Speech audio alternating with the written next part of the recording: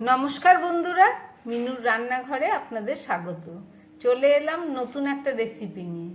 আজকের আমি রান্না করব মাটন।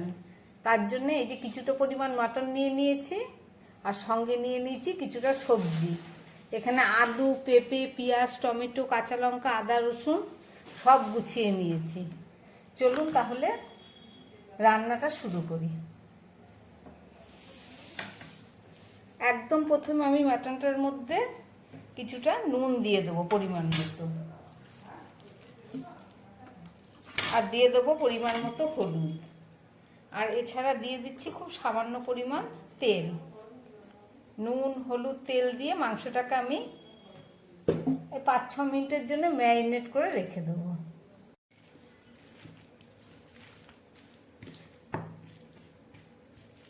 নুন হলুদ দিয়ে মাংসটাকে খুব ভালো করে মেখে নিলাম। এটাকে 5 মিনিটের জন্য আমি ঢাকা দিয়ে রেখে দেবো।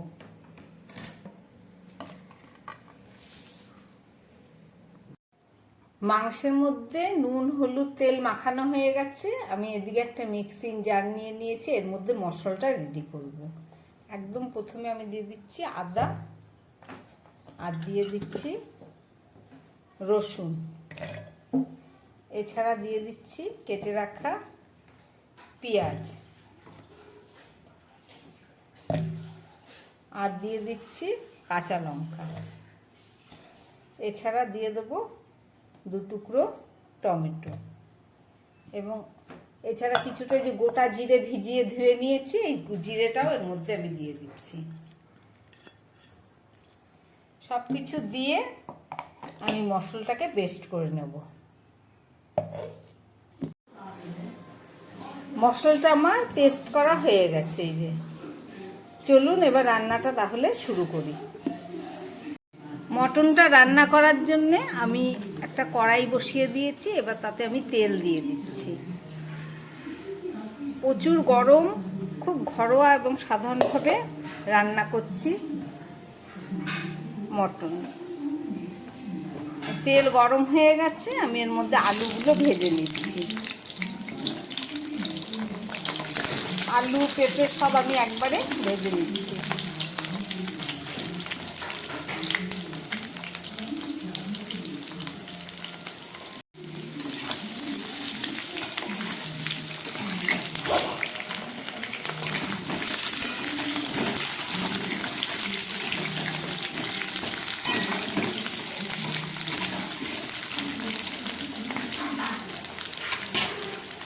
দিয়ে দিচ্ছি আলু ভাজার মধ্যে খুব সামান্য একটু নুন, আর দিয়ে দিচ্ছি একটু হলুদ। নুন আর হলুদ দিয়ে আমি পেঁপে আর আলুটাকে খুব ভালো করে ভেজে নিচ্ছি।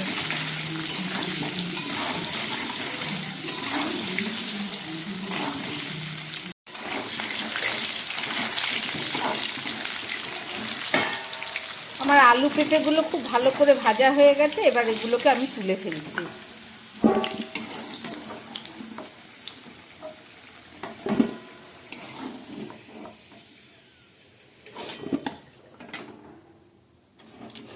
এই তেলের মধ্যেই আমি দিয়ে দিচ্ছি এই ছোট 2-3টে তেজপাতা, আর দিয়ে দেবো এর মধ্যে কেটে রাখা পেঁয়াজ।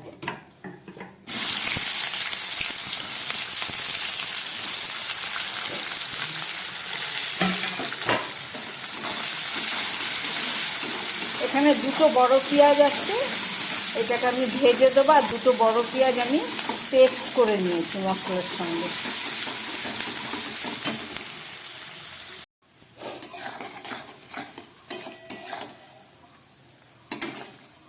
পেঁয়াজটা অনেকটা ভাজা হয়ে গেছে। এবারে আমি এর মধ্যে দিয়ে দেবো কিছুটা যে ক্যাপসিকাম।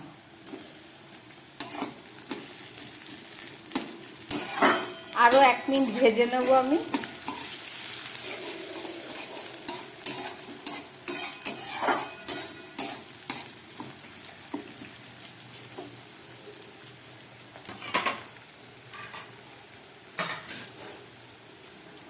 এইবারে আমি দিয়ে দিচ্ছি এই ম্যারিনেট করা মাংস, খাসির মাংসটা।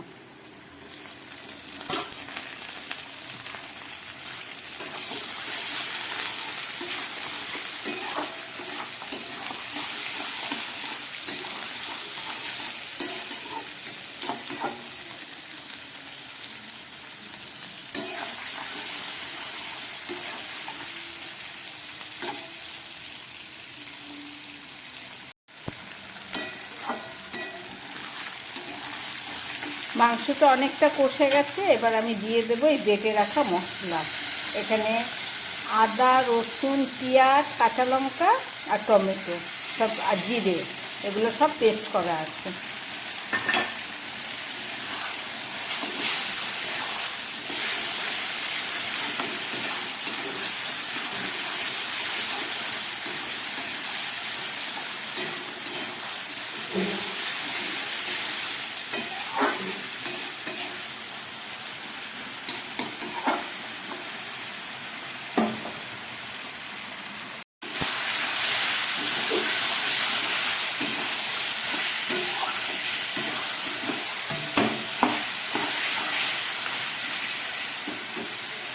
মশলাটা অনেকটা কষে গেছে, এবার আমি এর মধ্যে দিয়ে দিচ্ছি একটু ধনের গুঁড়ো। এই হাফ চামচের একটু কম ধনের গুঁড়ো দিলাম, আর দিয়ে দিচ্ছি হাফ চামচের কম একটু শুকনো লঙ্কার গুঁড়ো।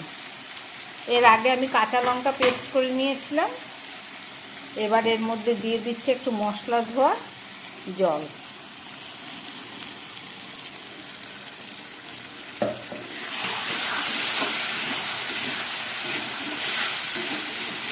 এবার গ্যাসটাকে মিডিয়ামে করে আমি খুব ভালো করে এটাকে কষিয়ে নেব যতক্ষণ না পর্যন্ত মাংসের থেকে তেল বেরোচ্ছে।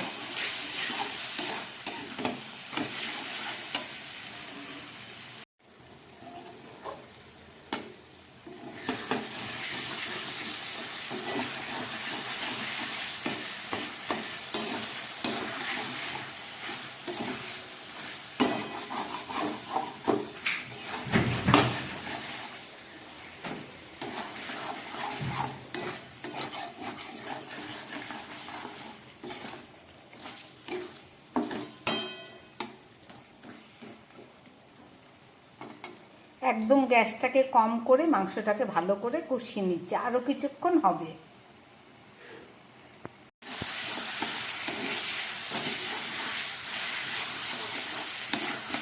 খুব ভালো করে আমার মাংসটা কষানো হয়ে গেছে। এবার আমি এগুলোকে প্রেসার কুকারের মধ্যে দিয়ে দুটো সিটি মেরে নেব। তাহলে চলুন, এবার আমি এই যে তেল বেরিয়ে গেছে, এবার চলুন একটা প্রেসার কুকারে দিয়ে দিচ্ছি। একদম প্রথমে একটা প্রেসার কুকার নিলাম, তার মধ্যে আমি ভেজে রাখা আলুগুলো দিয়ে দিচ্ছি। সমস্ত আলু আর পেঁপে আমি দিয়ে দিলাম। আলু আর পেঁপে দেওয়া হয়ে গেছে, এবার এই কষানো মাংসটা এর মধ্যে আমি দিয়ে দিচ্ছি।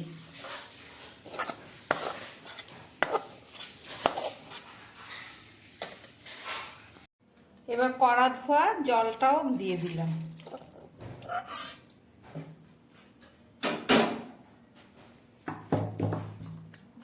এবার আরও কিছুটা জল দিয়ে দিচ্ছি, এটা একটু পাতলা ঝোল হবে।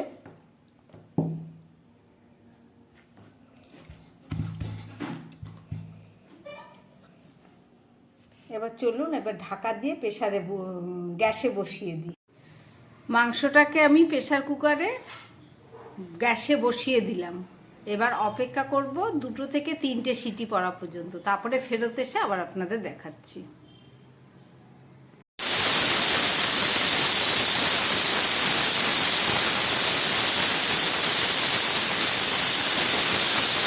প্রেসার কুকারে 3টে সিটি পড়ে গেছে, এবার আমি গ্যাসটাকে বন্ধ করে দিচ্ছি।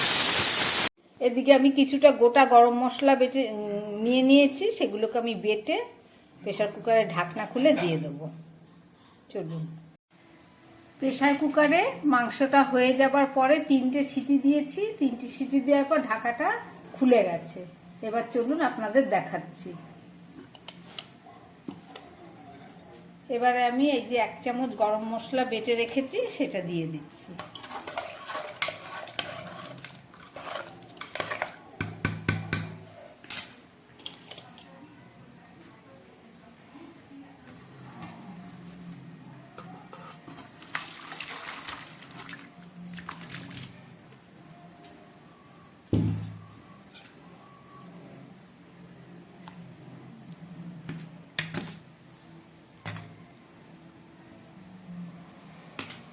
রান্না করলাম একদম সাধারণ এবং ঘরোয়া পদ্ধতিতে গরমে মাটনের ঝোল। পেঁপে আলু দিয়ে রেসিপিটা আপনারা দেখলেন। আশা করি আপনাদের ভালো লেগেছে। যদি ভালো লাগে আমার বানানো এই রেসিপি, তাহলে আমার চ্যানেলটাকে লাইক করবেন এবং সাবস্ক্রাইব করবেন, যাতে আমি আগামী দিন নতুন কোনো ভিডিও নিয়ে আসতে পারি। নমস্কার, সবাই সুস্থ থাকবেন, ভালো থাকবেন। গরম মশলা দেয়া হয়ে গেছে, আমি একটু ঢাকা দিয়ে রেখে দিচ্ছি।